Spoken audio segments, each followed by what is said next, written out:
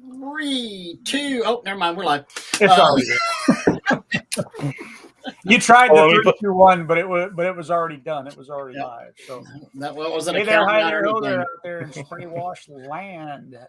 Tonight we're going to talk about sales. We're going to talk about hiring a salesperson, how and when to hire a salesperson, and all that. So our special guest with us tonight is, I'm going to try to see if I get this right off the bat.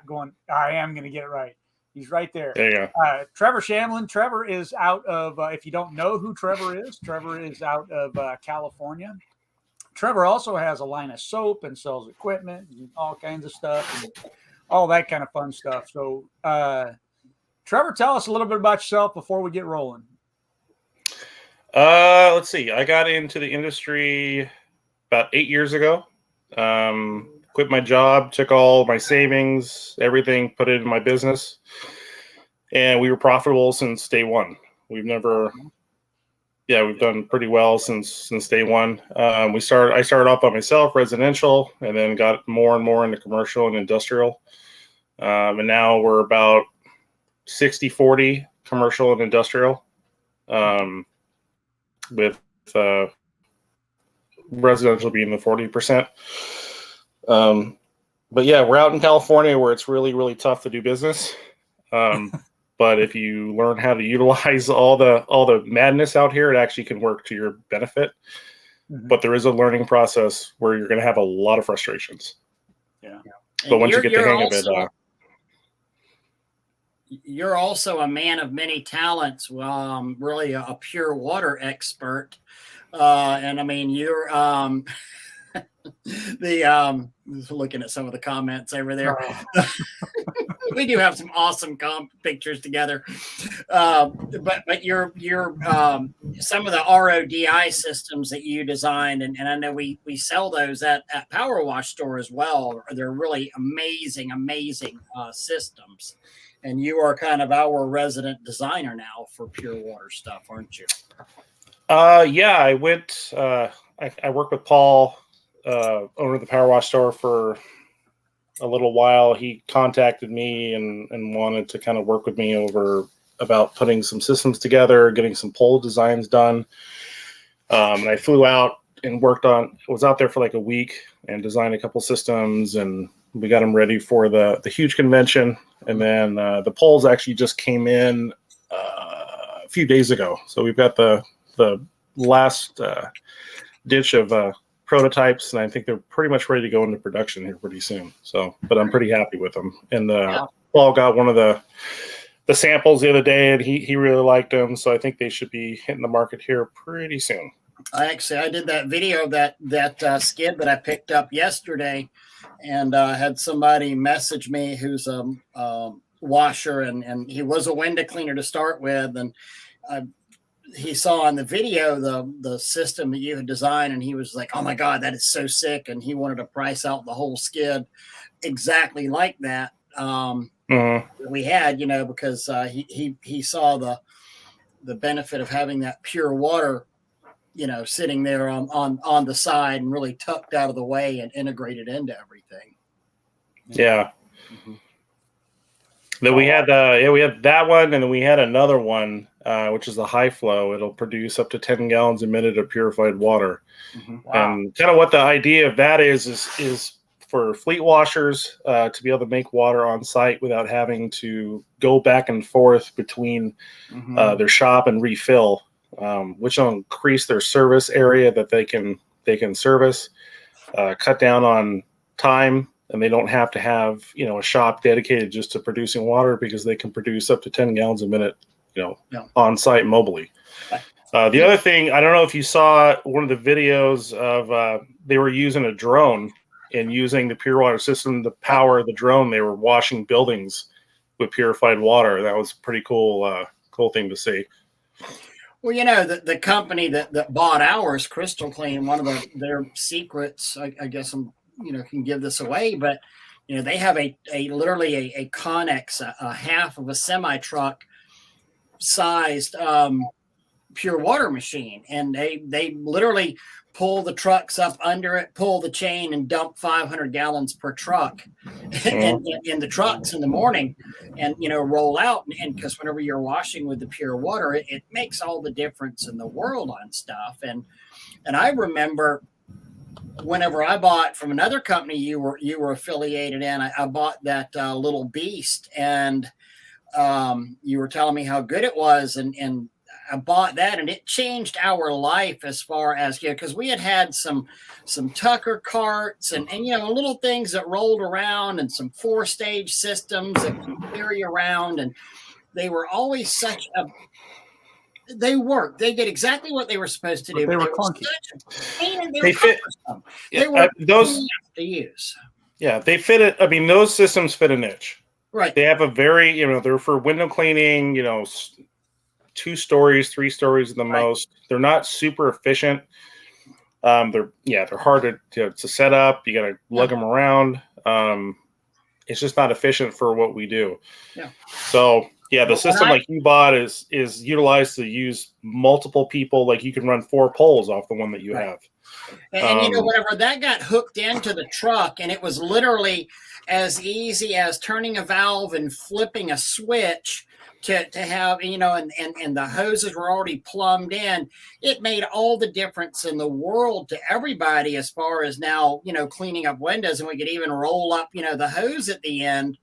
I mean, the guys were just, they were happy to go and then do windows whenever we made it easy for our technicians to do windows, and not lugging around a 4-stage filter with filters falling off of it, or, a cart that wanted to tip over and all that crap. So, no,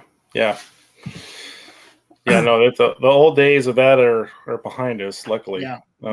Getting further and further behind, hopefully. Yep. As things progress and change, and just all the advancements that are happening in the industry to begin with. So I mean, there's still a place for those style of carts, but I mean, the thing about water-fed pole window cleaning is that for a long time there really was no innovation. You had 8 different companies making a cart that all looked exactly the same. There was maybe a color difference, or this one's got slightly different wheels than this one, but for the most part they were all copies of each other. Trigger wheel. And nobody had really stepped up and said, this could be better. This could be more efficient. This could be easier to use. Why wasn't anybody doing it? So, we finally got to the point where there's options out there. You can have a better performing system. Well, and it's amazing. And boy, you want to talk about just down a rabbit hole, but having topic already. Oh, you may have called up about salespeople. Well, at least we started off topic. Yeah, so we started from the get-go. We'll be getting to the sales stuff in a minute, guys. Give us just a minute. Yeah. Having it plugged in and plumbed in, and where it's just easier to use, and the stuff doesn't get damaged as much. And I mean, and whenever you've got 300 feet of hose on a reel that just reels up so easily, you just realize the futility of doing this crap manually. And it's just, it's amazing. And like I said earlier, just your techs are like, where it used to be drudgery. Okay, let me go set the cart out, and then when they got done with the cart, they throw it in the back of the truck. It's sloshing water everywhere. If another crew member has to ride in the back of the truck, in the quad cab, he's going to be covered in water. And it just made it so easy and so efficient, and like I tell customers that come into the power wash store, when we start talking about soft washing, really there's nothing in this whole place that I can't do with a pump up sprayer. And every one of these iterations of skids and pumps and tools and stuff you see here is a way to improve on a pump up sprayer. Everything and kind of the same way now with the window cleaning, where we're seeing improvements in the pure water to make it faster, better, and work easier. Faster, better, easier. Yeah, because I mean, pure water window cleaning started off as a thing where, it's a safety thing, keeps people on the ground. And the other thing is that you can teach somebody to do pretty good window cleaning in about, 15 to 30 minutes. Like, you can take somebody that's never had any experience with window cleaning and put them in a position to get pretty good results in about 30 minutes. Mm-hmm. You can't do that with traditional. Like, you just can't. Like, realistically, to have an employee master traditional window cleaning, it's going to take time. You're going to have to invest a lot of time in that individual, and there's no guarantee that they're not going to just leave, a month later or a day later, and then what do you have? No guarantee. That's actually a good segue into what we're supposed to be talking about, which is the sales side of it. Because when you and I were talking earlier, Trevor, you were talking about, you had hired a salesperson, and one of the issues that they didn't know how to do the work.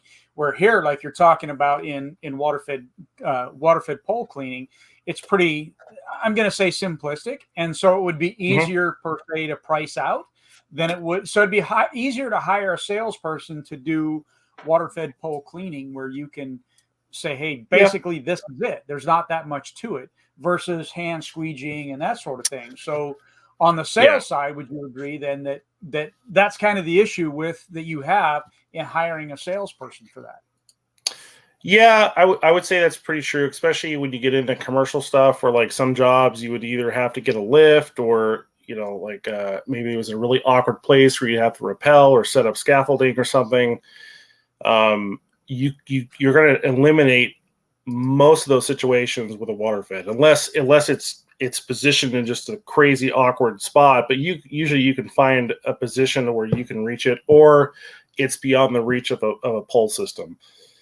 65 feet is usually about the max that most people, I think, could achieve efficiently. I mean, I've known some people that have gone up to 75, 80 feet. But I wouldn't recommend that for many situations. That's a pretty high bar to set. But it's pretty taxing on you. Oh yeah, it's physically. That's the other thing, is that a guy will do a 2-story or a 3-story building.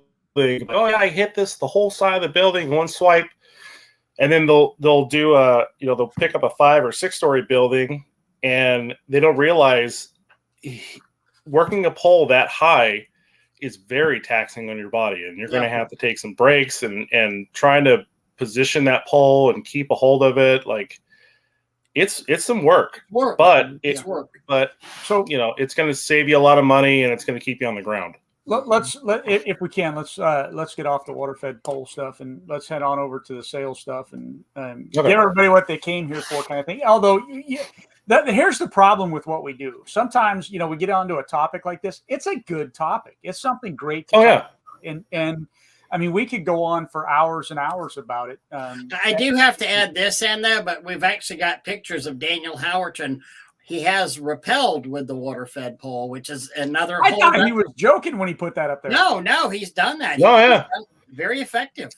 No, we sold some systems to a company in New Zealand, and their whole thing was they were going to be rappelling down buildings, and then they were going to be water-fed poling the entire building.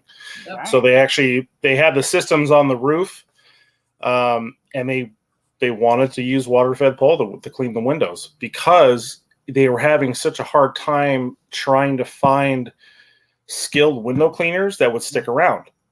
They were like, faster, it's easier, I mean, your water-fed pole is so much more forgiving. And Daniel's had amazing. I always thought he was crazy as hell when he first told me about it, and I thought about it. I was like, you know what? That actually makes a lot of sense on doing that.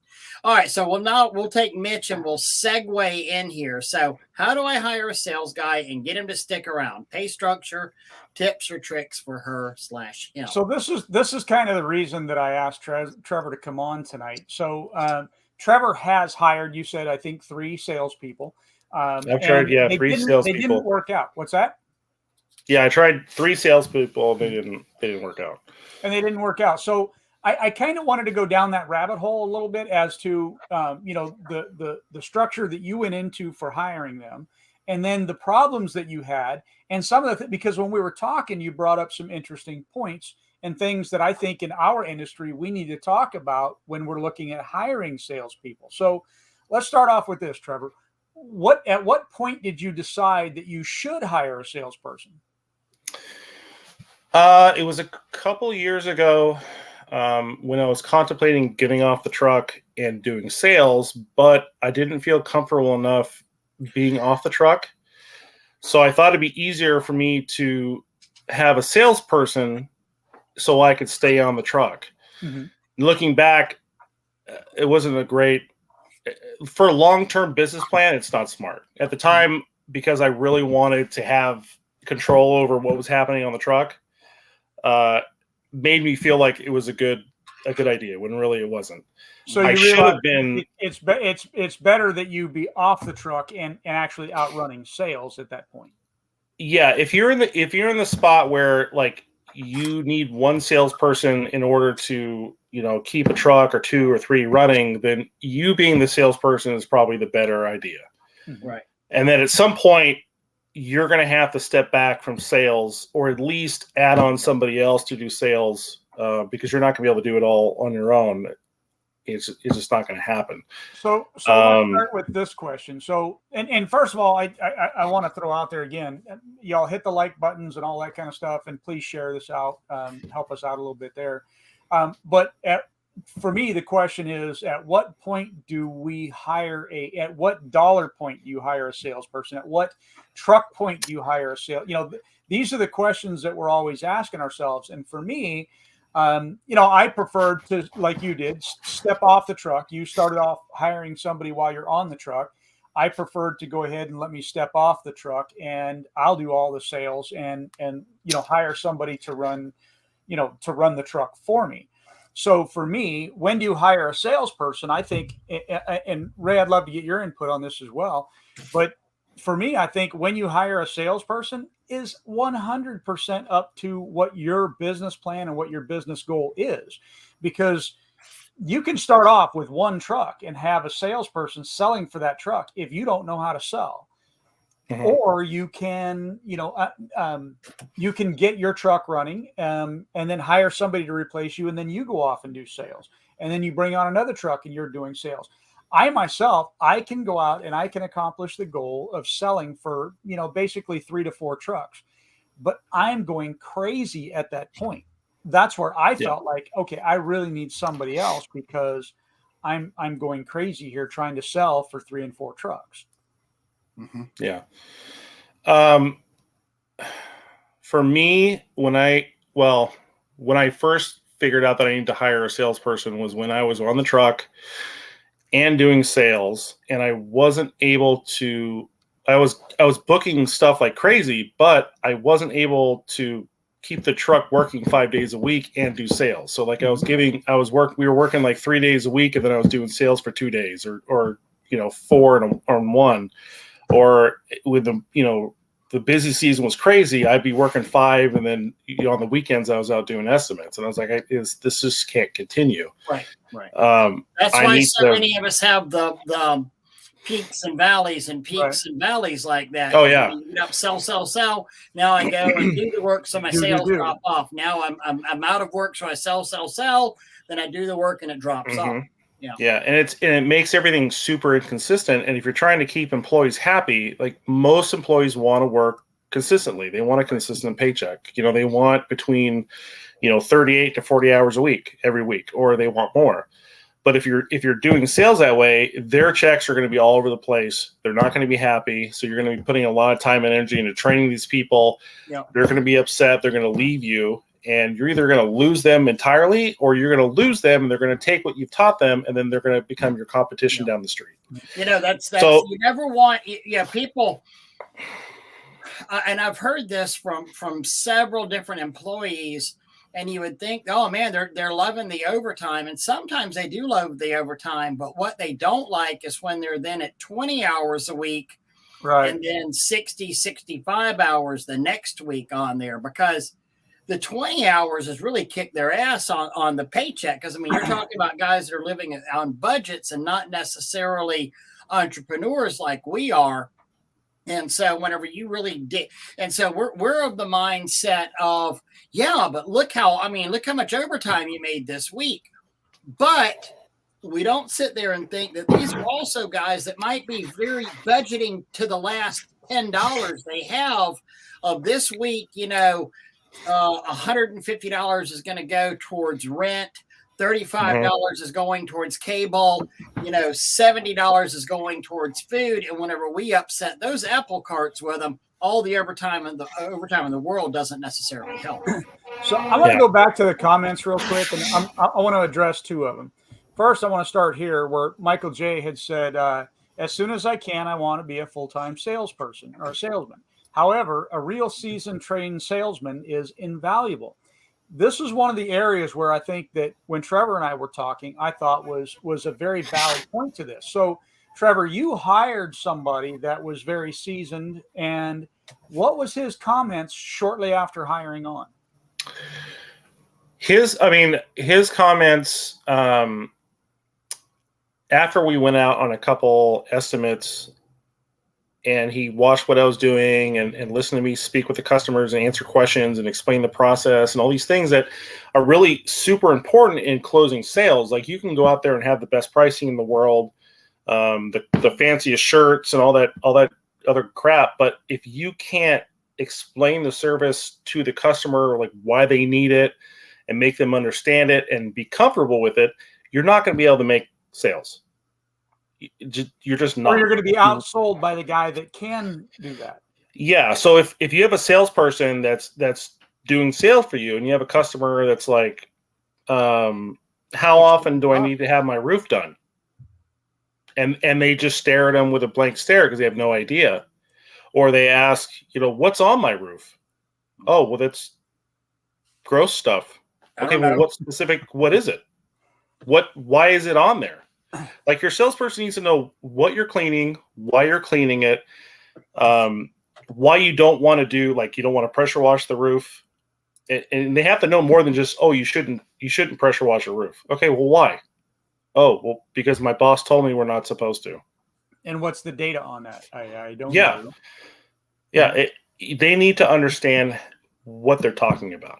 And it's very apparent when they don't know what they're talking about and people start asking questions. But you can lose sales. Yeah. And I mean, you can tell a sales guy, hey, when they ask this is what you say. But if they start asking particulars about it and you don't really understand it, it's going to come across very apparently that you really don't know what you're talking about. Yeah. Okay. So I want to make a point on that, Trevor. So how long was that person with you? He was with me for about 3 weeks. Okay. Riding with me. Do you happen to know what the some of the statistics are as far as a salesperson and when they actually get it with almost virtually any type of business? A good salesperson. I don't know. I'm not sure. Right? I don't know. The average is about from all the reading and research that I did is actually about 10 months. Okay. And so the reason I feel like that's super important is because I think in a case like that, even though he doesn't know that process, and look, if you get rid of everybody because your guy, he just like, hey, I'm not going to get this. And so maybe I need to move on. But you have to plan for the long term. If you're hiring a salesperson, you have to understand that they're not going to know this industry unless they come from this industry. And it's going to take some time. And realistically speaking, I think 6 to 10 months is a fair deal to where they really understand, okay, these are the nuances of it. But you also have to teach them along the way why this pricing isn't working or what happened. And I'll give you a great example of that. I just had a window job done on one of our properties, and the salesman came out and he didn't necessarily recognize that there's two different ways that the windows were installed. So I think he priced everything based on one side, but not on the other side. My point to this is that he's been with the company for about 4 years, I think. These are things that he should have known after 4 years. You see? Right. So it's up to you as the business owner to say, okay, here's where we should have done things a little bit differently. And this is why the price is different, And to me, maybe another way, because as we get in and talk about pricing a little bit, there's pricing issues that are going to come up because of that. So maybe the job doesn't make money or doesn't lose money. And most sales guys are paid off of the gross, not off of the net. And so, you know, sometimes you might have to adjust based on, hey, here's an error, but is it yours, or is it your error or their error? Yeah, I think when it comes to salespeople in situations like that, I think it's really important that the communication to the salesperson about how the job went is really important. Mm-hmm. Like if, for instance, what happened in your situation, he might have done that on multiple jobs for the entire 4 years and had no idea. And had no idea. So if that's something that's happened, it's not really his fault. Right, exactly. He doesn't know. So like the owner or whoever, the service guy who's doing the installation, they need to communicate with him and say, hey, this was messed up. It wasn't, you know, the pricing was wrong because this. So we need to figure out how to not make this happen again. Exactly. Like when I was setting up the sales structure for pay, like one of the things was you're not making X amount of percent off of what the job was estimated at. You're getting paid off of what we end up making from it. So like if you sell a job for $2,500 and then, you know, you go on to the next sales thing and then the crew shows up, they do the house wash or whatever for $2,500 and they end up burning a plant that has to be replaced. That's $200. Okay. Well, now you get paid off for $2,300. So in a way, that's not fair to the sales guy though. I mean, it isn't. But part of that is his salespeople are a representation of his sales. So like he needs to make sure that they're doing the things that they need to do. But the sales guy, so you and I would have probably a disagreement on that, because for me, the sales guy should still get paid his commission because he sold the job. Just because the technician screwed up shouldn't necessarily affect the pay structure of the sales. I mean,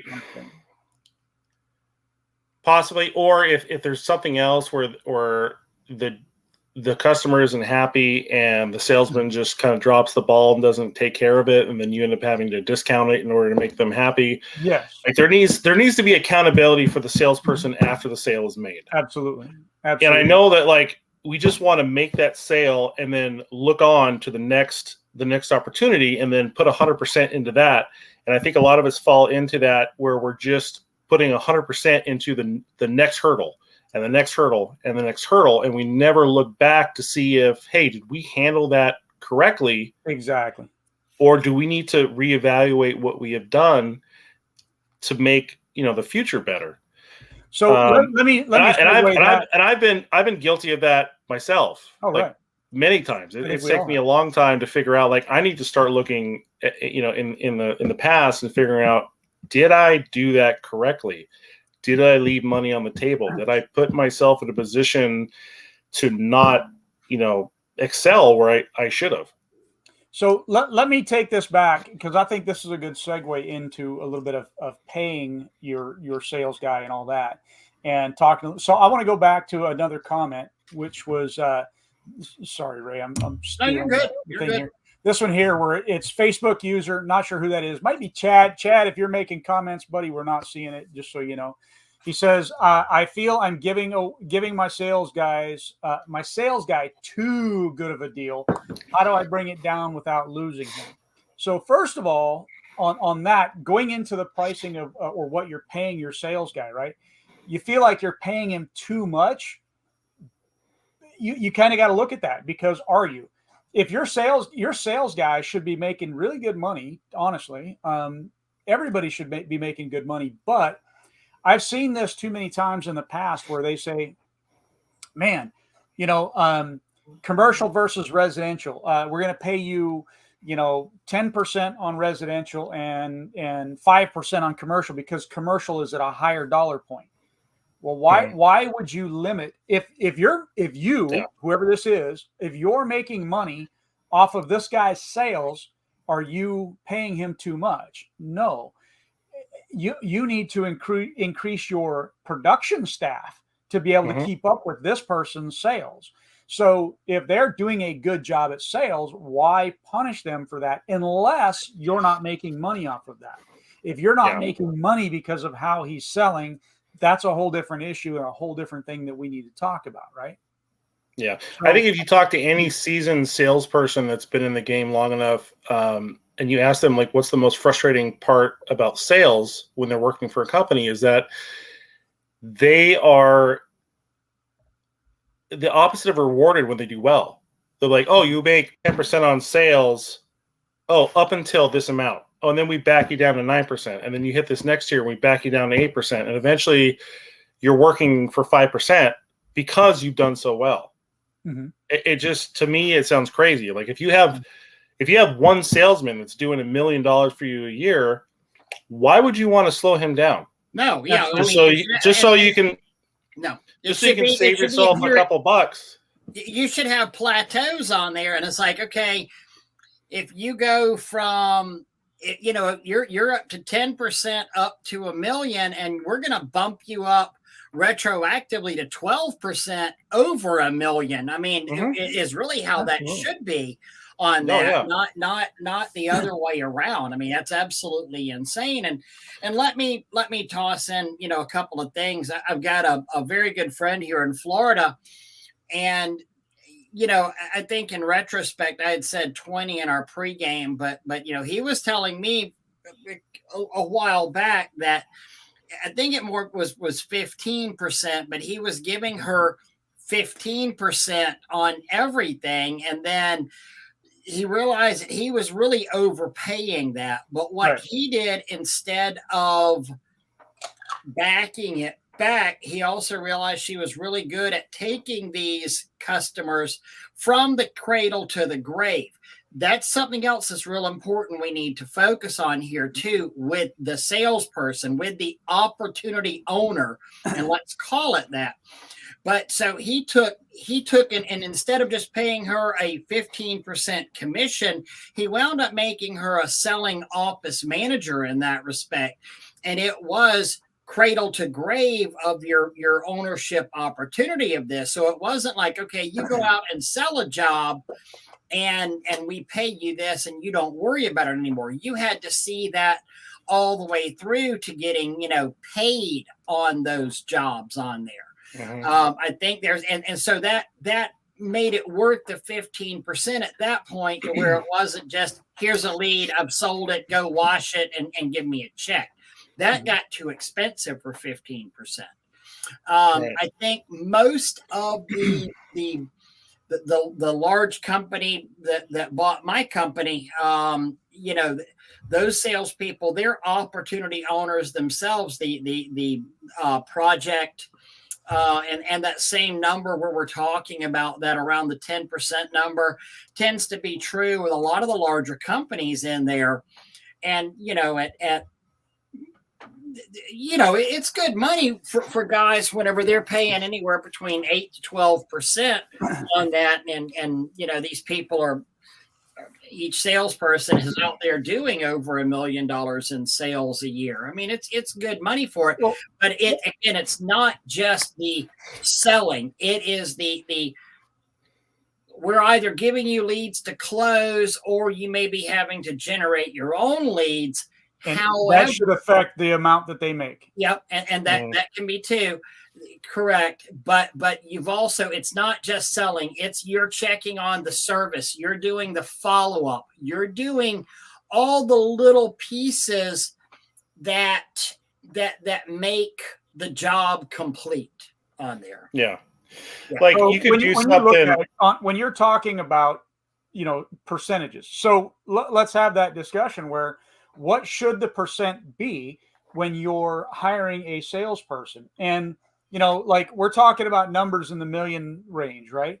So what about the guy that's not anywhere near that range yet? So if you look at that, this is one of the points where, when you start looking at a percentage of sales, right? And let's just, for argument's sake, and I think a lot of people, you want to make $100,000 a year, let's just say. So think about what is a good wage for your area, and then start boiling it down from there. So I'm going to use $100,000 as the example, right? if you have $100,000, how much does that person need to make per week, per month, per day to be able to reach that 100 grand, 50 grand, 60 grand, whatever you're planning on selling or on paying them? So if you think about it, if you tell somebody that you're going to pay them 5% of each sale, right? First, you got to make sure whether you're determining gross or net, because that's a huge difference, right? But let's say you say, okay, I'm going to pay you 5%. Okay, so you go out and you sell $5,000 worth of cleaning. That's only $250, guys. You have to look at those numbers and say, at 5%, what is my average house wash price? Let's say your average house wash price is $500, just because this is going to be easier for me. It's actually, I got a cheat sheet right over here, just so you guys know. But anyhow, let's say that your average house wash is $500. If you go 5%, that's $25. So if they do 6 of those a day, they make $150. Do you see where I'm going? That's not going to be enough for anybody to stick around. They got to work their tail off to make those 6 sales for a day. You also have to have the staff, the production staff, to be able to do the 6 a day for him, the 6 a day for you, whatever that number is. We don't do 6 house washes a day. Our trucks would do, most of 2 house washes a day, but our average ticket is $1,200 to $1,300 kind of a thing. So my point to that is, you have to look at numbers and break them down to a realistic fashion to say, okay, 5% just isn't going to cut the mustard. Now, if one sale is $5,000, then 5% is probably enough. If that one sale is $500, 5% is not enough. Okay, so you have to look at those, look at your numbers, price it out, figure it all out, and then come up with a pricing structure. But you also have to know your numbers in order to do that. If you don't know your numbers, none of this, there's no point to any of this. Yeah, you're just guessing. Now, I want to back up and again, some personal experience that we had. So you need to also take these salespeople, and if your technicians are getting paid on piecework too, you're talking about net versus gross, and something that's very important is to take these gross costs on there, because let's say that it's a $5,000 job, 1 day job, but we've got a $2,500 lift in there. Is it really fair to charge the company for that 135-foot lift? And even though it's going to be a 1 day job, so how much is that getting paid for the company? Well, it's $2,500, not $500, or $2,500, not $5,000 on there. So sometimes we need to back these costs out and pay based on the net, and maybe not the true net. I'm not saying the true net after taxes, but at least the net after expenses on there. In that case, I would just exclude rental equipment, stuff like that from the, like if that's the case where the job is $5,000, but if there's a $2,500 rental fee, then their sales will be based off of the $2,500 minus rental equipment. Yeah, that's the way. Rental equipment. Something else that I've seen companies do, and experience this on companies, whenever you're the opportunity owner, okay, and you're the salesperson, and I'm washing a job at Florida State. I'm going to say Florida State. Everybody knows we did Florida State University, but you're the opportunity owner for a job at Florida State University. Your job as the salesperson is also, like I said, you're the owner of it. Your job is to see it through to cradle to grave. Your job is also to provide support to the crews that are washing that, and they should be able to call up and say, "Hey, Trevor, we're going to need some more towels, or we need you to make sure they can shut down the south entrance on Thursday." And that salesperson really ought to become integral to that sales on there, because that also keeps the salesperson from overselling something as well too. I mean, that's yeah, them more engaged, and it keeps them more as a whole part of it, and it lets them also know what the crews are going through, because we have seen salespeople that will go out and oversell stuff, not necessarily knowing, and kind of throwing the crews under the bus in that respect. It's also going to help the salesperson stay on part of their track, because what if the crew now, and there is a $2,500 lift, and the crew just can't quite get it done in that one day, which they should have been, because of not having some material support from that salesperson. I think those are all important things. And then you get into that second day, and that affects the net. That affects everybody's income at that point, because all the profit's been wiped out of that job. And that's where you have to think about, whether you want to pay net or you want to pay gross, to figure that out. Because if you pay on gross and you go 10%, you can actually drop to 5% on net, and it comes out to, I'm just making the numbers up, but it can even itself. You're losing money on every job at that point. Exactly. And so Todd brings this up, that's cradle to grave. And I've even seen companies work very closely with companies, if y'all get what I mean, that on the piece work or the commission work, that even the technicians, the lead technician that's getting paid a percentage of that job, I'm going to toss out somewhere between 16 to 20%, go figure what that might be. They're also, not only they're making them also split the expenses. Now, not the lift, but let's say that you break a sidewalk and that has to get re-poured, or you need, you've got to have a piece of equipment. We need a certain water-fed pole for it, or something like that. Other expenses, you're going to actually share your percentage of those expenses as well too. Or you screw it up and you do need the lift for the other day, and it's $1,000 lift. So because you weren't able to get this done in your timely manner, we're now going to charge you $160 to $200 for this lift, or somewhere right in the middle of that. So even your technicians are getting in on the action and sharing the expenses. And whenever they do that, you can bet the jobs tend to get a lot more effective and done in a quicker manner in that respect. Are you blocking that, Doug? I blocked that one, yeah. I got excited. I was like, oh, do we have a guest? That's just my website. Don't worry about it. Yeah. 1-800-SEXY. So yeah, I mean, you can share these costs all the way down the board on sometimes, and sometimes just really getting these people more involved financially can benefit everybody on your team.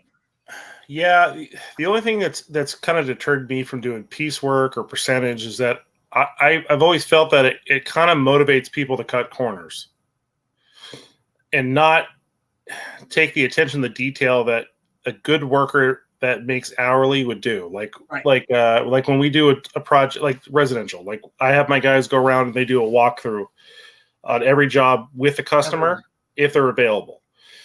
But we have them go around before that, so where they can catch something before the customer does.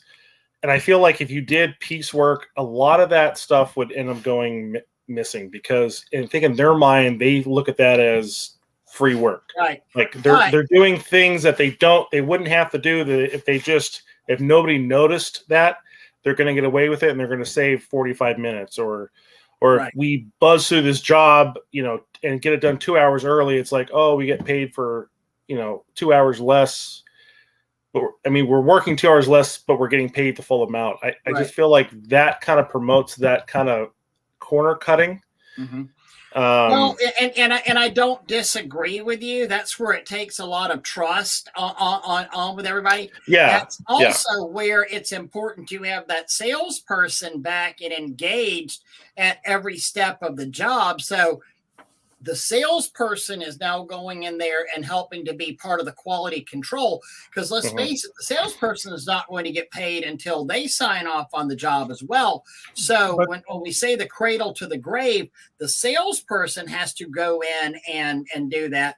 And I know this is going to be a very controversial statement that I'm making here, but doing piecework with a dollar minimum that someone's making, they only have to work for free a couple of days, and they'll stop cut or work for their very minimum for a couple of days, and they'll stop cutting those corners because they don't want to have. I mean, I'm looked at a neighborhood that I was thinking of last year that, you know, some of my guys gave, and they had to go back 5 and 6 times for screen porches and driveways that they went and missed. You know, especially if that's something the salesperson sold. And it's like, I'm sorry, you already made your 18% on this job right here. Why am I going to pay you to go back out and fix what should have been done right? Redo that. Oh wait, legally, but that's where on the sales side of it, I think. I mean, that's where you have to look at the net and the gross, right? Mm-hmm. So here's one of the problems that you run into. If you look at it from the side of the gross, that's really where the salesperson wants to look at it, because they can figure that out. They know how much they're making. They don't know how much they're making if you try to do it from the net side of it. So most of the times I'm going to bet that the net side doesn't necessarily work unless they've been there a while and they know. So maybe do something where they start off on the gross, but then they end up working their way into the net. And the gross should be where that they actually make a little bit less on gross than they do on net. But you also need to have a very structured plan in place as to what their job really is. Is it just you're going out to sell the job? That's it. You wash your hands, you make your money. That's it. You're done. Doesn't matter what happens on that job. You make X number %.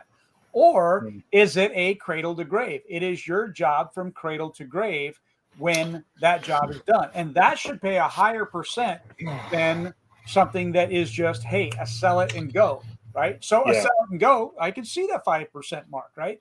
Where a cradle to grave, I mean, if it's a really hardcore thing, there are some of them that pay 50%. Okay. Yeah. I think that would be ridiculous for our market. But the other thing I think you need to do is you need to make sure you have structured pricing. Okay. That's where it gets really difficult. And Trevor, that's one of the things you and I talked about. Having structured pricing for what we do is difficult to be able to maintain. And that's where that 10-month cycle comes in before they really learn what it is that you do. And you have to plan that they're not going to know for that, you know, at least that probably 6 to 10 month range. Any salesperson needs to spend time with the crews. And by spend time with the crews, I mean, dragging hose on the job. Mm-hmm. They need to be on the jobs. I mean, probably for 2 to 3 weeks on there. You may not get them to pull hoses though. Some people are really good at sales, but they suck at anything else. Right? I think trying to take a person that is a salesperson and that's all they've done, or that's predominantly what they've done for a career, it's going to be hard to talk them into getting out and doing the physical work on a truck for any period of time. And you're losing. And I don't really want them to do the work. I want them to, that's why I say pull the hoses. I don't really want them to be doing the work. I want my technicians to be doing the work. I want the salesperson to see what work it is they're doing. I want a good example of that though, Ray, is that one that was posted on the Academy today where, you know, the guy was talking about, actually, I think it was posted on Pro where somebody had sprayed a roof and this guy was saying, hey, about how, you know, they hired the cheap guy and this is what they get. So around there was downspouts and the sauce went down the downspout, came out, it had underground drains that came up to the pop-ups, and the pop-ups, everything is dead around them, right? So the guy doesn't necessarily have to be there to know that, but this is where you keep track of what happens, how it happens, why it happens. Maybe you make them take the plant and property class, you know, those kinds of things. You have them take the training that your technicians take, so that they understand, they have an idea of what it is that they're selling. They learn about the process. They learn about Gleocapsomagma. They learn about the things that you do in your industry and have a better understanding of those things so that they can then, it will help them in that sales process. Because you can't beat me in sales because of what I know about that project, about these projects.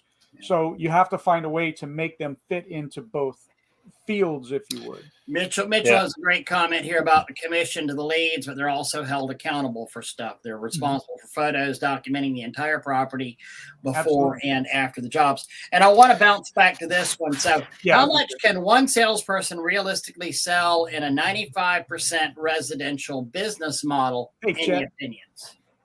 Oh, a ton. Yeah. I mean, there's days that I go out and do residential sales and I'll sell $15,000 worth of services just for residential.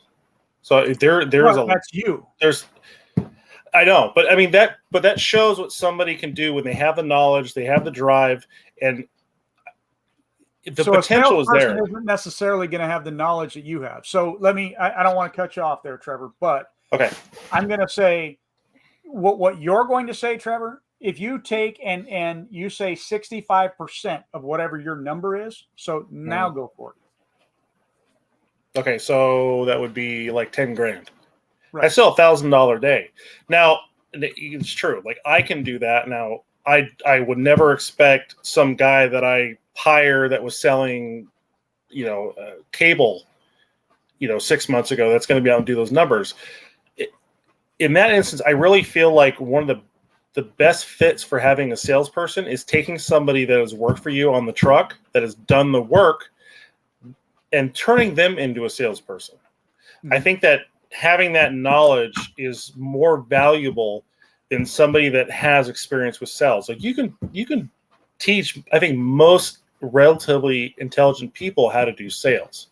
If you have relatively good intelligence, you're a good talker, you can relate well to people, you can learn that, I think, a lot easier than taking a salesperson and trying to cram all this knowledge into them and not sell services that they can't deliver. Because you can send a salesperson out to somebody's house and they can tell this person they're going to fix all their problems. Like, oh, we could fix that paint, or we can fix this or that. Just sign right here on the estimate, and we'll get a crew out here and they'll get it fixed. And then they're just relying on the crew to hopefully be able to deliver what they've sold. But they really don't understand that they've sold something that they're never going to be able to deliver on. Right. Yeah, it just can't be done. And so you're going to have to either discount those services dramatically in order to make that person happy. They're not going to want to pay, or you're going to have to fight with them in order to get them to pay, and then they're going to turn around and badmouth you for the next 5 years at every single event that they ever go to where there's a crowd of people willing to listen. Yeah. This is where you have to have a structured thing with whatever your sales process is and how that payment is going to go, and to be able to hold each and every person accountable along the way. You got to have your techs have to be held accountable. Your sales guy has to be held accountable. You have to be held accountable. You have to have a way to hold them accountable during those things. This is one of the reasons, like I know I have a competitor in the market that, and I don't know if he's still doing it, but I mean, he told his sales guys, look, I want this much per house. Okay, on a house wash, let's just throw it out. Let's say it's a roof cleaning. I want to make X number of dollars on a roof cleaning. Whatever you sell it for over that is yours. That is a stupid way of trying to grow your business. I mean, I know I went out on a job where the guy was like, "Do you know how much he wanted for this roof job?" And I think at the time, this is years ago, but we had sold it for like I think it was $850, and he was like $2,400. He's like, "Man, the guy just was nailing us because of our neighborhood," right? And at the time, the right pricing was that $850. So if you do that, you're shooting yourself in the foot by allowing them to just price out whatever. You have to have a structured pricing plan, and then you have to have something that holds them accountable if they do mess up on a job. So and that's where the net comes in, but you don't even have to use the net. You can still use the gross, just holding them accountable to that gross number. Unless I'm sorry, go ahead, Trevor. I was going to say that I think that's where having their end pay should have something to do with what the actual paid out ticket is. Like if they sell a job for $2,500 and they've said, oh, we can fix all these things that you can't deliver on, and you end up having to discount or oh, we're not going to charge you for that because we weren't actually able to make the improvements that we guaranteed on that, or that salesperson guaranteed on that.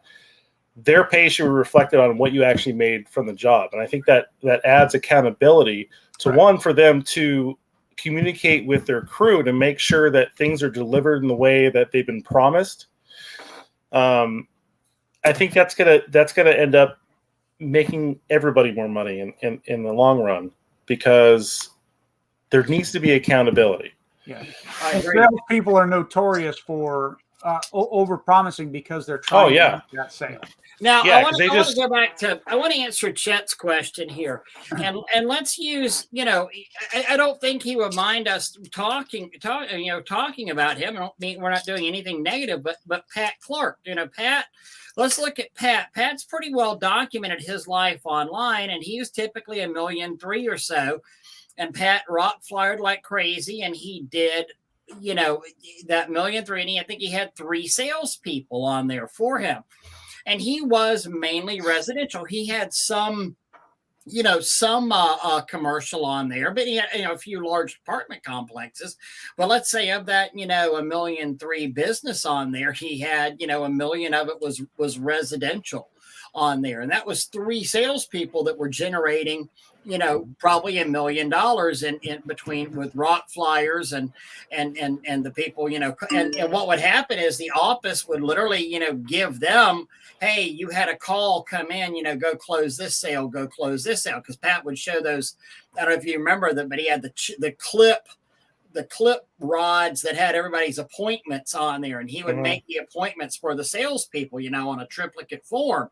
And so they would go out to close those sales on there. So, how much can they realistically sell? I would think that $300,000 to $500,000 would be let's say $250,000 to $400,000 would be a very reasonable goal for a salesperson to sell residentially, just looking at those numbers. But understand something, now that's incumbent upon you as the business owner, also helping to generate those leads for that too. It's not for your, understand, here's the part where people really screw the pooch on here. Okay, they think because I get a salesperson, now all of a sudden, the lights come down from the heavens and everything's going to be great. My problems are solved. Well, it actually is going to make you and you as the business owner work even harder. Oh, and you guys work even harder, because now you've got to keep that salesperson busy. It's not like that salesperson is going to be on some plugged into some pipeline of houses out there. You've got to be doing the advertising. You've got to be supplying leads for that salesperson to go out there and close. No, not necessarily. You don't necessarily have to feed that. So, I mean, in sales, there's a thing called feed your horses, right? Right. So you always want to be feeding your horses with all your if you've got 2 sales guys, there's and this goes true in just about virtually any industry. It's called the 80-20 rule. We talk about it a lot. We talk about it a lot in real estate, right? 80% of all sales come from 20% of your sales staff, so to speak. So you feed your horses, the 20% that are doing that, all the sales, that's who you pump stuff to. But good salespeople, and this is where commission structures come into play. If they go out and they get their own leads and they generate their own thing, that costs you less money, meaning that I don't have to spend money on marketing. I don't have to do this and I don't have to do that. And they have gone out and they have used their network. They go to the BNI meetings. They go to, whatever it is. They go to county fairs and they go to gas stations and hand out whatever it is that they do to generate their own leads, and they make sales. They should get paid more for that than if they're coming from your lead. So if I'm a sales guy for your company, I'm going to do anything and everything to make as much money as I possibly can, as long as I'm doing it morally, ethically, all that kind of fun stuff. But the thing where you and I might differ a little bit, Ray, is just that when you say 250 to say 400,000, I think a sales guy should be, at the end of the day, how much do you want that salesperson to make? And that's where I think you should start. If that sales guy in your market, let's say you're in a big market like we are, Baton Rouge, and I want that guy to make his $100,000 a year. If he's selling 250 to 400,000, I can't pay him 100,000. Right. So he has to go out and sell close to $1 million in order to make that. So Ken, if I'm answering the question, I'm going to say on the residential side of it, that guy should be selling pretty close to where you're at. And let's say he's selling that 650 to 850 range would be, for me, what's going to end up getting him maybe that close to that $100,000, 70 to $100,000 is where, to me, that sales guy should be at. And so also I need to figure my numbers based on that. But let's think about who our salespeople are going to be as well too. I know that Pat used to use a lot of retirees and older folks that were supplementing retirement income on the sales stuff as well. So I would think that those guys, just thinking of who he used.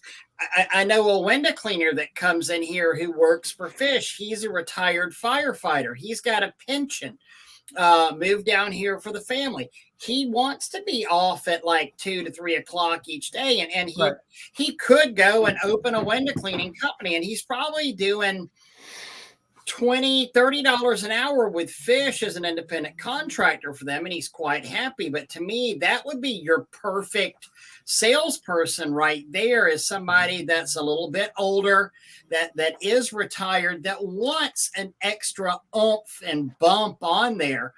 And again, I'm going to go back to where you, as the business owner, and you're right, Doug, you're 100% right as far as, yes, a good salesperson is going to have a network of people he can sell stuff to. But I also think where the critical mistake that most business owners are going to do is business owners forget the difference between marketing and sales so many times. And it's going to be incumbent upon us to do more marketing on there to help feed our salespeople, I believe. Right. Yeah. So I have another company where we service like cooling towers for manufacturing facilities and stuff like that. In that type of industry, salespeople are expected to go out and do marketing in a way where they build relationships with companies, and you'll have a salesman go from one company to another, and they will take their contacts with them or their customers with them. Whereas the not service intentionally, it's their customers. They build these relationships, and a lot of times when you end up hiring a salesperson in that kind of industry, during the interview, you'll ask, who are your customers? What's your book of business? What's your book of business? Who's going to come with you? Right. Now, in the residential game, like that doesn't happen. Right. Like, you're not going to hire a salesperson for residential, and you're like, oh, I've got 10,000 families that'll come with me. Those relationships they're going to have to build. Yeah, it'll happen, but not as much.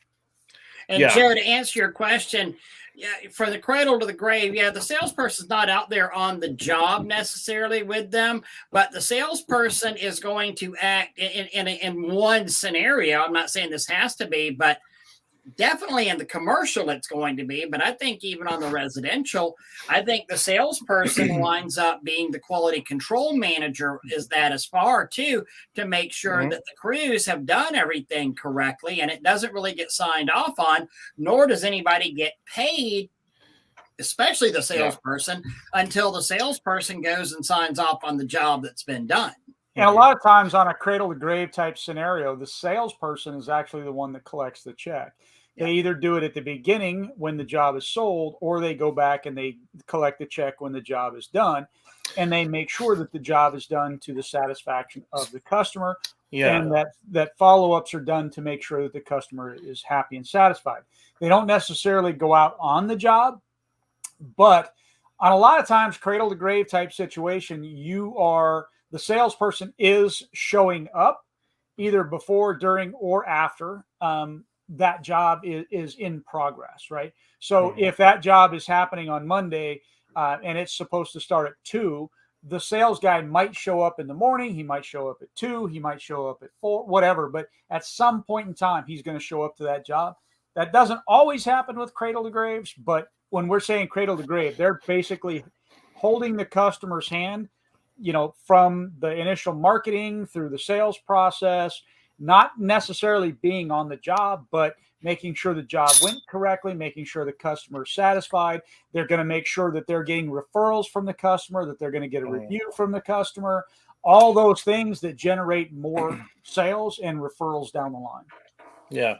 I think there's things that you can do, like with the instance where the cradle to grave type of sales structure is, you can change that percentage based off of what's happened with that sale. So let's say you tell your salesperson, okay, you go out and sell this job, you get 8%. You go out and sell this job, and then you talk to the customer after, and you get a positive review, a 5-star review on Google and Facebook. Okay, now your percentage is 9%. You took good before and after pictures that we can use for advertising off that job.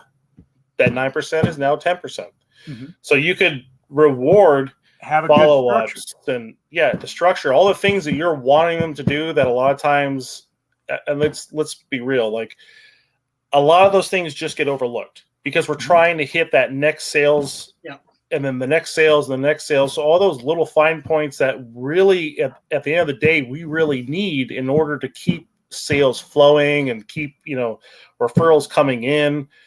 But those Trevor, things get looked over. That's a great point. And I mean, if I hired on with a company, I would want to be there, at the end of that sales cycle, at the end of that job. Mm-hmm. I would want the ability to go back.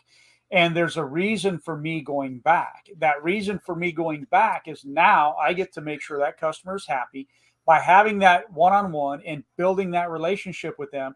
I can either ask them for the check, but now, again, I get to ask them for the reviews. I get to show them the before and afters. I get to whatever. Hey, who of your friends do you think could use this service that we can send these before and after pictures to? It gives. So I don't remember the numbers, so forgive me if I get this wrong, but it's a crazy high number. Like I think it's over 80% of good service businesses are built on referrals. Right. Mm-hmm. And I want to say it's over 80%, might even be in the 90 percentile range where your business survives off of referrals. So for me, as a salesperson, I want to have that final thing with them so that I can ask them, hey, can I get this other? Can I get a referral? Can we share? Who can we share these pictures with?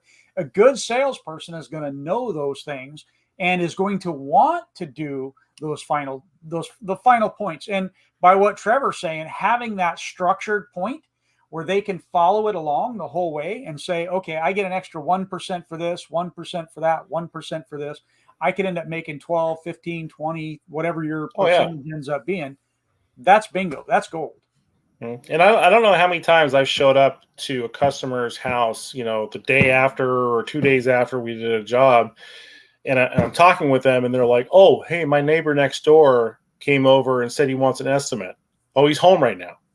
So you go over and talk to them, and then boom, Absolutely. another job. Or you're standing there talking to him, and the guy across the street, notices the house looks completely different, and then comes over and goes, "Hey, can you give me an estimate when you have a moment?" Like that's a perfect opportunity to get people that have literally seen the work you've done. They have a good representation of what you're delivering, and you're putting yourself out there to rein in those people. So like doing the follow-ups puts you in a position to bring in, jobs that you're not going to have to really pay for. You don't have to do advertising for them. You've already done the best type of advertising. They've seen what you can do. And if you're able to deliver and they have a problem, you're going to be the one they go to. That's so also the point where I say you should have your production staff, the guys that are actually out there cleaning, you should have sales training meetings with them and have your sales guy help them with those sales meetings. Okay. So this is something that I've always thought is a really good thing to do in a service type business. And that is, especially as your business grows. Let's say you've got 6 trucks and you've got 2 sales guys. Why not assign those, you're the sales guy for those 3 trucks and you're the sales guy for those 3 trucks. You can create competition between them, and let them pick and choose each other, whatever. But also, they can call. They can say, hey, I have a neighbor across the street right now that wants an estimate. Okay. Now, your sales guy can say, dude, I am clear across, I'm in New Mexico right now. Do this, and walk them through going over and talking with that neighbor and getting a sales. And they both end up making a commission on the deal, right? Because that's the absolute best time to sell to them is right then and there when they're asking for it. Boom. Yeah. Exactly. Another thing, I think Ray and I have talked about this a little bit in the past, but when it comes time to adding trucks, there's a lot of guys out there that have multiple trucks. Like, let's say they've got 5 trucks and they're like, oh, we're doing $1 million a year in sales. It's like, you're doing $1 million a year in sales off of 5 trucks. So you're averaging $200,000 a truck. That's not a good business model. No, that's a horrible business model. Like, you're better off. Yeah, you're better off like before you start adding on trucks like that, or multiple units. Yeah. Make the one unit you have really profitable. Get it to full. Use it. Do it. Use it to its full capacity, and then and we know that typically speaking, a truck can do $250,000 out there. I have known guys. 250 is a good average. 250. I've known guys that, and that's a good average. 250 to 300. I've known. I look at my old. We were at 4 trucks, $1.2 million, $1.3 million. That's right around in there. When we were at 4 trucks, $1 million, and those numbers when we were at 3 trucks, we were at 750 to 850 in those couple of years there. those numbers hold pretty darn true.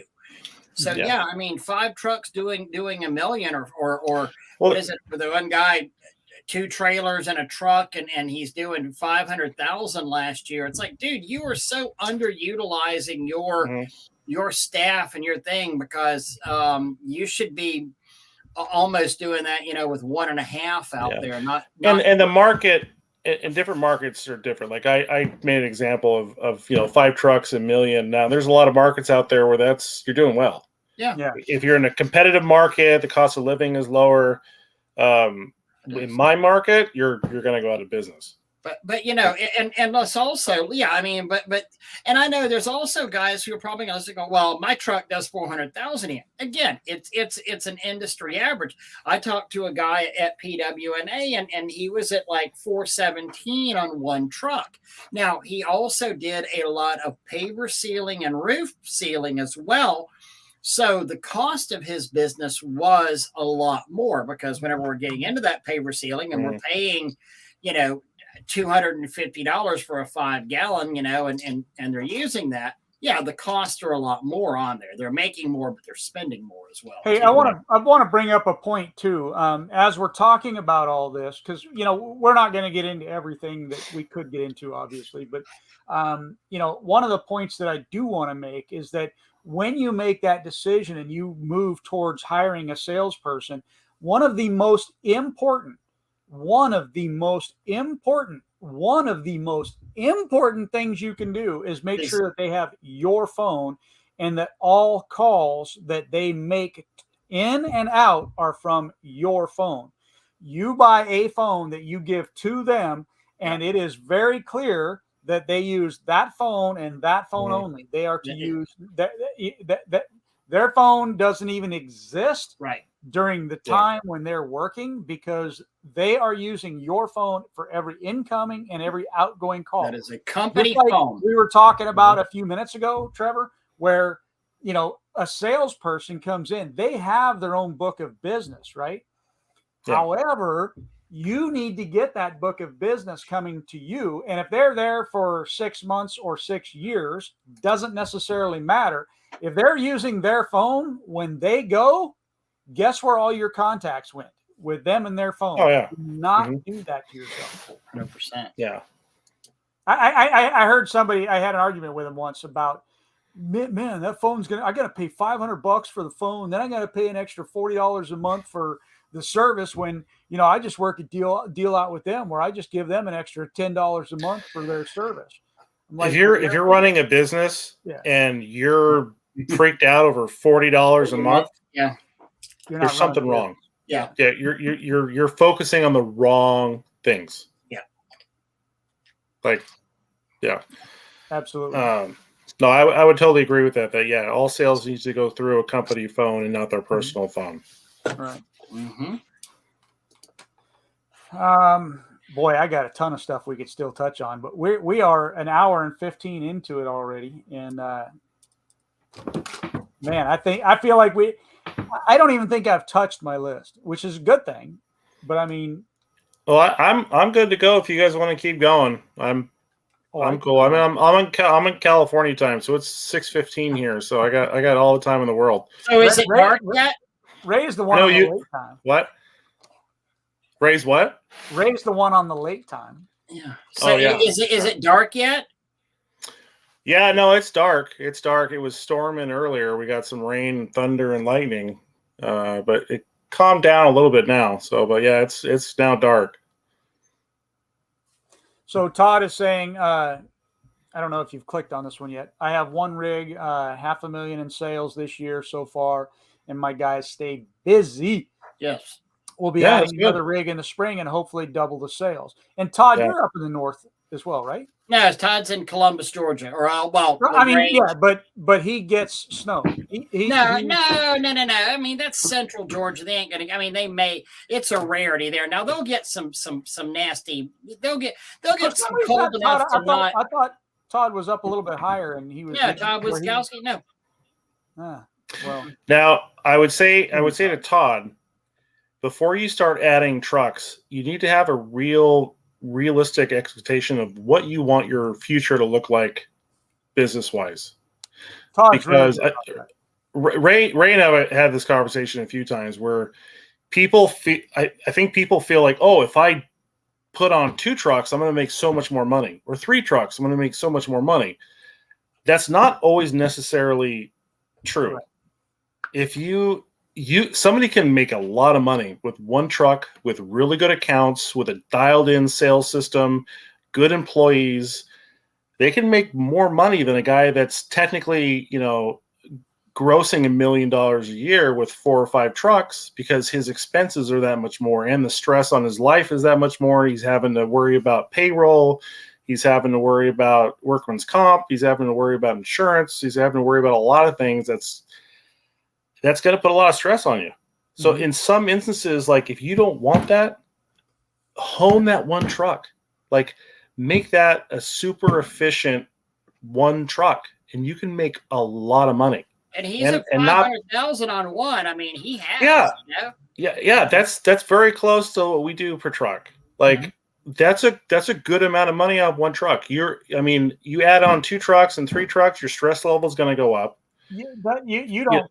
Trevor, I mean, you're in California where everything is super expensive. So your average house wash is $7,000. I know that. Yeah, so I mean, our average $1 million. Yeah, I mean, our trucks average about $2,400 to $2,800 a day. Mm-hmm.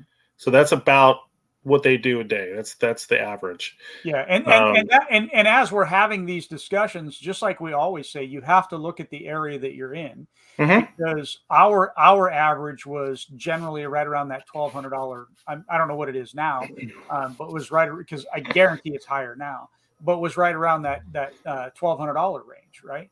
And so, and I think Ray, I think you said it at the one point when you and I were talking about that, yours were like 1,100 or something like that. So every area is slightly different in what you can attain per truck. So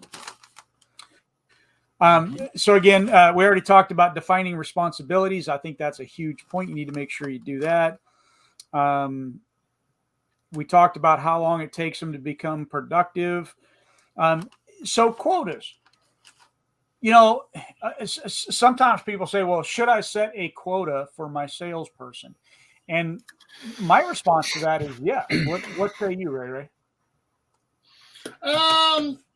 Yeah, I mean, I think that you have to set there's got to be expectations. Now, I mean, now if they come in and they don't make it one day, do you kill them? No. I mean, this needs to be over a time, and there needs to be adjustment, and there needs to be training and coaching, and there needs to be teamwork on there of how you're going to get this done. But I think you need to figure out what's the close ratio and what's and a lot of guys are real good about their close ratios and what we have, but how are we going to if I can close we see guys saying, well, I'm closing 65% of my stuff. Well, you're probably too cheap then. I think that 40% is the most amazing close ratio you can be at. Mm-hmm. Is your salesperson going to close all the leads? Are they being too cheap? Because I mean, honestly, that can cost you more money than the salesperson, not selling enough. This is where we talk about, feeding your horses. If you have more than one salesperson and you've got one that's closing all of his deals and he's making good money and all that, that's the one that you need to be pumping all your leads to, and maybe getting the others to go on a ride along with him. But I believe in quotas because, for me, if salespeople have a tendency to, I don't really have to, I don't know what to do, or they go off and they do this, they take an extended lunch, whatever. Right. And they're not out there making the company money, but they're costing the company money. So what say you on that one, Trev? I think it's good to let them know, like, this is what we're expecting. Like, we need to the truck needs to make X amount of dollars a day, or I need X amount of sales out of you a week. There's times where I'm like, I had a horrible day in sales. Like, I went out on six estimates and I only closed 2 out of 6. And there's times where I'll go out and you go out on 9 and you close 9. Yeah. There's times where I'll go out and I'm like, I've hit every single one. And like, we do package deals. Yep. And it's like, they took the top package every time. And you're like, fuck, I killed it. And then there's times where you just feel like you can't catch a break. Like, you walk up to somebody and you're like, oh, this guy, he's wanting to spend money. He needs this. He's putting his house on the market next week. This place looks terrible. He's going to bite. And then he's like, oh, no way. Nope, not doing it. So I think you need to have some type of expectation. I think that you can't push it to where you're going to stress your sales guy out, but he needs to have a clear understanding of what you're expecting to happen in the long run. Like, I don't think it's good to say you need to do this amount of sales every day. Right. I don't think it should be a daily thing. Yeah, no, it should be like a week or every 2 weeks, or maybe a month thing, to where they can have a bad day. They can have an off day, or they can, or have an off week. Yeah, or off week, and it's not going to screw them up mentally, because part of sales, it's a huge mental thing, being comfortable and being, feeling like you can go out and achieve something. Mm-hmm. And if you're setting goals and, a daily goal, that's just going to put your sales guy in a mindset where he's just going to feel like he's failing all the time, because he's like, well, shoot, two days out of this week, I didn't hit my number. Okay, right. Well, those other 3 days you went above and beyond. Mm-hmm.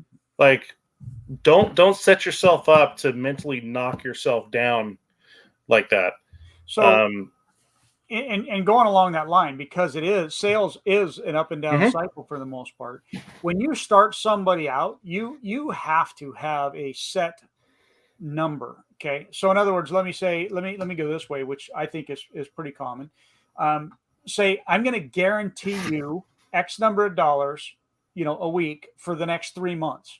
Okay. Mm-hmm. While you're building up, because when somebody hires on, if they're 100% commission, right, they may not get paid. If you're busy and your trucks are booked a month out, well, it's going to be a month before they get paid. So you have to be able to build off of that. So you can say, I'll give you a guarantee of $500 a week for the next 3 months.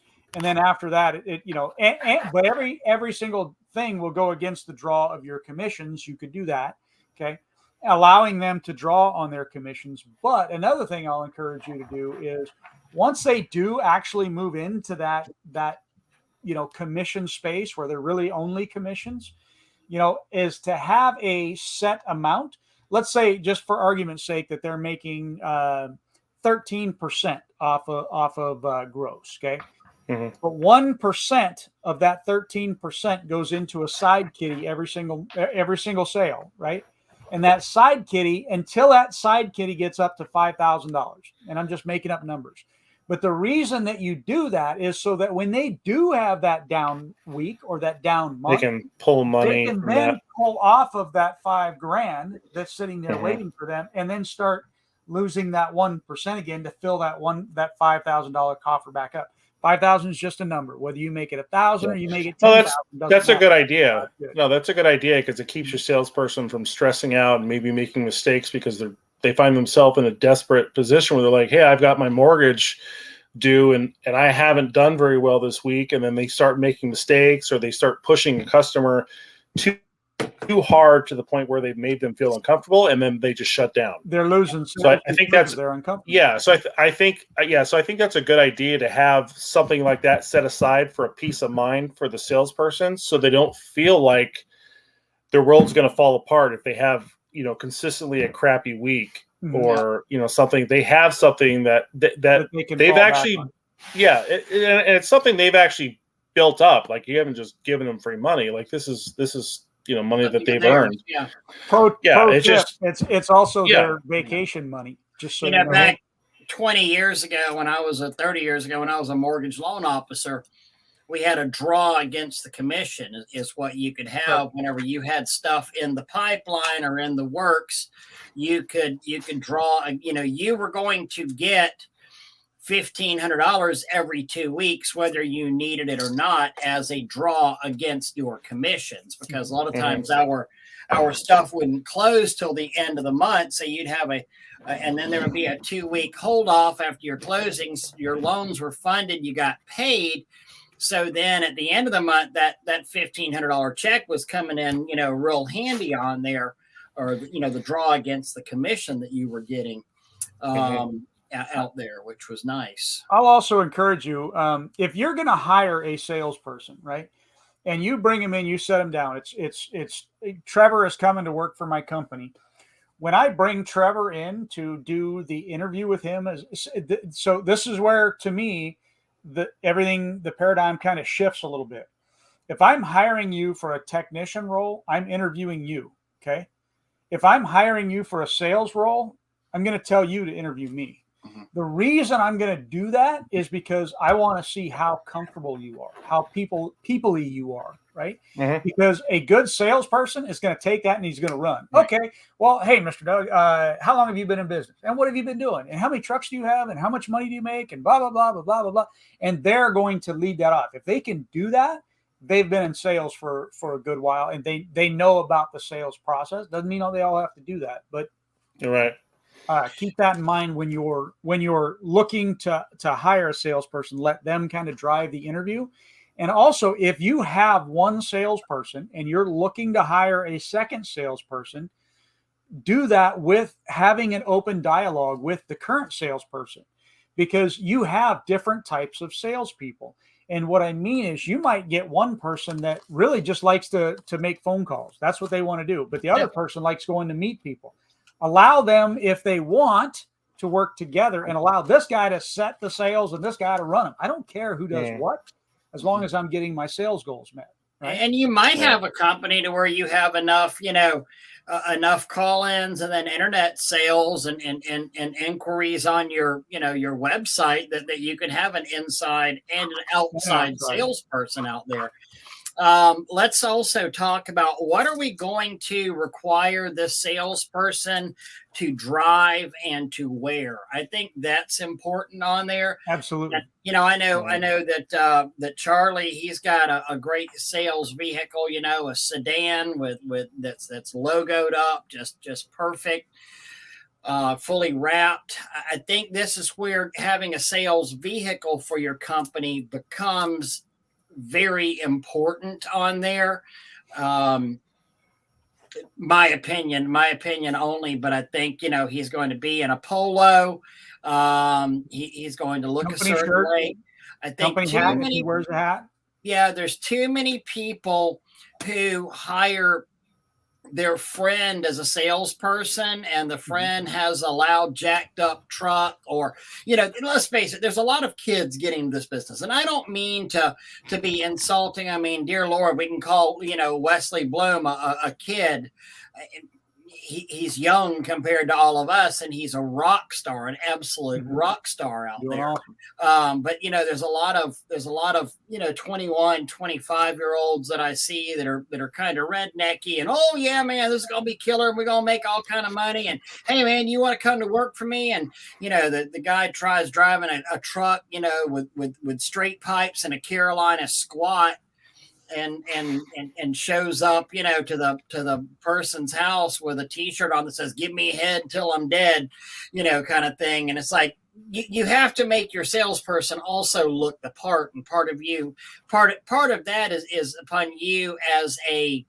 Think about any. I'll give you a great example. There was a independent contractor for a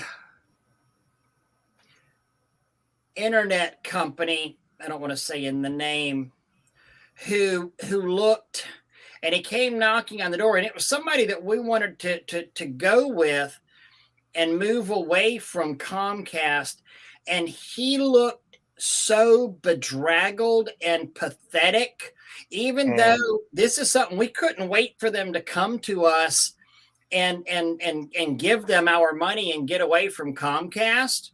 I wouldn't buy from this kid because he looked so freaking awful. I mean, he really, really did. Just unprofessional, and probably got thrown to the wolves by his boss. We wound up getting the service, but not from him.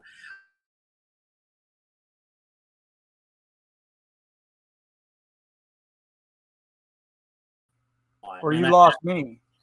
What's that? Oh, there you go. There we go. We're all lost. But so, I think that's a real important lesson to have on these salespeople. Don't make them look the part. Really make them look the part, especially to the customers that you're selling to. Yeah, that's one of the points that I had here, where if you're going to hire a salesperson, first of all, I think you should have your sales car. That's part of the sales car, sales truck. In our industry, I would prefer a sales truck, but also I would encourage you to have a camera put in that truck so that you can monitor. I mean, I hate to say it, but monitor their speed and their, if you're okay with them doing, 70 and a 55, great, let them know.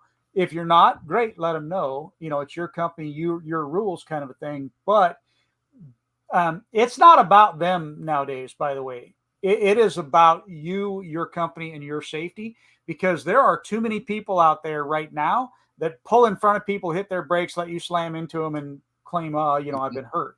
So, cameras to me are I think becoming a must. Anyhow, you were saying something, Trevor, before I rudely interrupted. I was saying, it's important. Like, if you're gonna have a salesperson, that you're sending them out to do sales, and they're not driving into a neighborhood with all these neon signs of things that are going to piss people off. Right. Like if you have, for instance, like I was doing sales in a neighborhood, and I saw, I'm pretty sure the guy was selling solar, and he pulled up in the house, and he had a Hellcat with no mufflers on it, with race stickers all over the car. That's what he was driving for a sales car. He pulled up. Mitch Wood? Was it an orange car? Never mind. No, was it orange? Was it orange Camaro? No. And he pulled in, and it's a retirement community. It's a 65 plus area. So like he's already pissed off like literally every single person in the neighborhood because they're looking at him like, oh, this is one of those young kids out, doing sideshows and streets and making loud noises. So like you've already set yourself in a position where you've got to turn that sale completely around because the people are already looking at you like they don't want you here. Mm-hmm. Yeah, absolutely. So like your sale, you need to not offend people. And I know like we're in this society where like, everybody gets so offended, but like realistically, you're going into people's homes. They've never met you. Yeah. They never met you. They don't know anything about you. They're inviting you into their home or at least onto the property. So like they're already going to have a level of, I don't know what to expect from this person. Like you don't need to give them more reasons to not like you. Don't give them reasons to hate them right off the bat. Yeah. Yeah. So Todd's question is, Trevor, you mentioned stress level. I agree. It's important to be careful to not have the urge to overstep yourself. Thinking more about revenue will be brought in, which in turn increases the stress level. I've been blessed enough to be able to stick $100,000 to the side. Let's see. But his question is $100,000 for the next year. So just that alone is a stress reliever, but it's going to be hard for me to rely on a salesperson versus me as the owner to bring in the revenue. Have you ever been there yourself, Trevor, Ray, or Doug? Let me take this the first stab at it. So, and again, remember that. So we're making 60% profit. Okay. Well, now we bring in, so that second truck that we bring in, and we've got to say, we're now not making 60% profit anymore. Really, all the trucks go down to 50% profit, possibly because of the salesperson that we bring in. The bigger we grow, the less profit we're probably going to make per truck. It's just a fact. And I think the average is probably closer to 20-25%. Right. No, I guarantee you it was 25% where we were at to 30% whenever we were at our largest. And every time we added a truck on, it was, one more oil change, one more set of brakes, one more mechanical stuff. Now you got to hire a payroll company. Right. Now you got to hire another crew to run those things. And yeah, exactly. Now you got to hire a payroll because now you got to have workers comp because you've got more than 4 employees, Yeah, you got to hire an HR person. Right. You got to hire, a safety coordinator. Like these are all expenses that you don't even have to think about when you're a single operator where you're like, I'm working on the truck and I have a helper. Yep. Or I'm doing all of it myself. Right. But, that's the other thing, though, Todd, that I'm going to be checking on my salesperson. And also, I know your business, Todd, is good enough, and you have such good interpersonal relationships with that. Because remember, when we hire a salesperson, we're not giving them their book of business. We're hiring our book of business. We're hopefully hiring that salesperson to bring on a better new revenue or to close stuff that we don't have time to get to. But let's figure that $500,000 that you're doing, you're not necessarily paying that salesperson on that $500,000. Now, there may be some crossover on there, but that's still the $500,000 that you are generating as that business owner. Now, can we get that salesperson to generate us another $300,000 and do $800,000 for 2 trucks? Maybe so, and then it's worth it. But that's why you're also still, I don't believe in letting your salespeople just run rampant out there. I think you've got to have some controls and checks and balances. And like you said earlier, some, what's the word I was looking for? Production standards, some requirements. Well, and going with what Power Wash Mitch is saying. So in my opinion, salespeople are a walking show booth. They need the swag, they need the clothes, pens, caps, hats, blah, blah, blah, blah, blah. Don't forget, y'all, they also need the CRM. Okay. The CRM is what's going to help them to keep up with their pipeline, create their pipeline. And with that CRM, it also helps you stay in track of whatever it is they're doing. You can go into the CRM and see what it is that they're doing and keep track of what they're doing. And I know that I touched on it briefly before, but I want to finish. I want to drive another point to it. And that is, don't cap your salespeople. I think that's one of the worst Oh, things that the companies do is they cap it. Well, dude, you're making too much money. We got to bring you down, or we got to put a $10,000 a week cap on you or something like that. No, increase your production staff. Increase your staff to be able to keep up with that horse. If that horse wants to run it hard and he's selling, he's doing right, morally, ethically, all that kind of stuff, making a good sale, why cap them? If that horse wants to run hard, you need to buy a better saddle. That's it. Learn to ride bareback, one or the other. Bingo.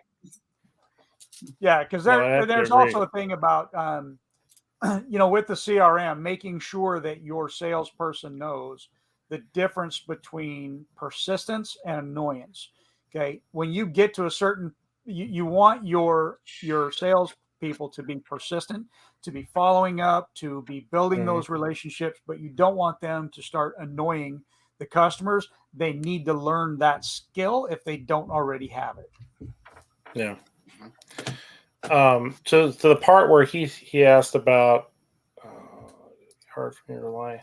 Yeah, no, it's hard. Yeah, it's difficult to let go of the control of something. That was my biggest issue, was just being okay with the fact that you're going to put something in place that's not going to do the job as well as you do. And you have to be okay with that. They might do it better.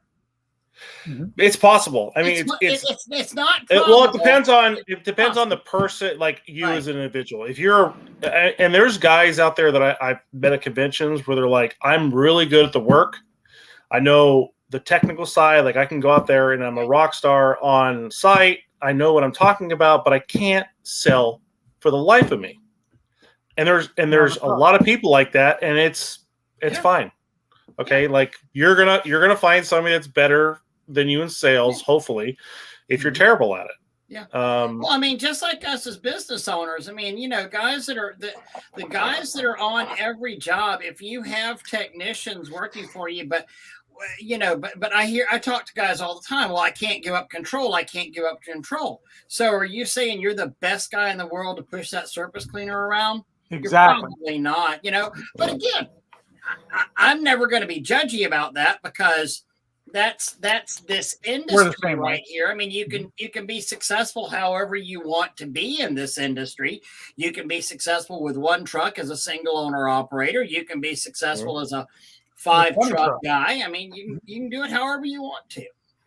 Yeah, absolutely. I mean, my big motivation to find a salesperson was mostly to take over residential, so I could fixate more of my time on commercial and industrial stuff. Yeah. And to grow, to grow that side, but also to diversify your work, and that's something that I think a lot of guys just really aren't doing. And I think that COVID is one of the things that really shined a light on how stupid that is. Like in our area, when COVID hit, there's a lot of guys that were doing pretty well that were one-trick ponies. They were like, we only do restaurants. We only do this. Well, Eric's real upfront about, his struggles that he had. So in Orange County, whenever, they shut down all the restaurants in LA, Eric Tower got his butt handed to him for a year. Yeah. And that happened to a lot of people where they were like, hey, we're just doing restaurants. That's our thing. We've got 100% of our business into this one thing. And then they were thinking, like, what's going to happen? Like, every restaurant in the nation is going to shut down. Like, how could that ever happen? And then it happened. And then it happened. Well, I mean, like, I was going to say, look at, so that first year in 2020, and we were doing telecommuting and tele work. A lot of guys who were doing residential, their business was off the chain. And like for me personally, in 2020, we were down. I think we decided like 10-15% that year. We went from the million down to 850. And it was our commercial that got kicked in the teeth. Florida State shut down. The hospital shut down. I mean, our largest commercial accounts were all off that year. Then in 2022 now, they have come back with a vengeance. And the guys that I know that are really the big time residential specialists, they're calling me and saying, Ray, I am dying. But the commercial stuff has just gone off the chain out there. And I mean, and for 2021, the latter part of 2021 and in 2022, my company, the Spray Wash, and then resulting like that will be well above that $1 million level. And it's mainly on commercial industrial site because there is so much money floating around out there on the commercial end. Yeah, I want to address this thing by Todd real quick. Todd was saying it's just a pivotal time for me, and I'm on the fence about the next step in regards to a salesperson. So, Todd, with all the podcasts and things we do, and the comments you make, and all that, dude, you're super smart. I know that you know what the right thing for yourself to do is, and how to do and what to do. And anything we can do to help you along that lines and in that step, because I know that a lot of the guys that are out there, you make a lot of the good comments, and I know you're one of those smart guys. You're one of the smart ones, Todd. Absolutely. And then you got guys that love to ride bareback. And we follow that up with Mitch. Oh boy. Yeah. Oh man. Well, guys, we're a $1:45 into this now, so we probably need to start wrapping. Yep. Which obviously is something Mitch doesn't do. Yeah. I'm yawning, and then I've got leg issues, so I had my leg up, and then I did this earlier, and you guys got to see my white knee. Oh my God. Oh, is that what that was? That's what that was. Sunglasses. Yeah, really. And I was guys, thank y'all very much, Trevor. Is that I've got an issue with my legs, and really, I don't go outside in shorts much because I can't afford to get a burn on my legs because they won't heal. The skin won't heal. So, yeah, they're white, dude. They're white. Yeah, I mean, my arms stay pretty dark a lot of time, but my legs are white. I'm surprised I didn't shut down the internet when my knee came across. I thought it was Casper like floating through the room. So, well, my computer screen changed the lighting to try and counteract for the glare. So I mean that tells you something. Oh Lordy! Well, guys, thank y'all so much for spending the time time with us for just a minute whenever we end. All right, yeah, I'll stick around. All right, guys, thank y'all. See y'all out there next Monday. Bye, everybody.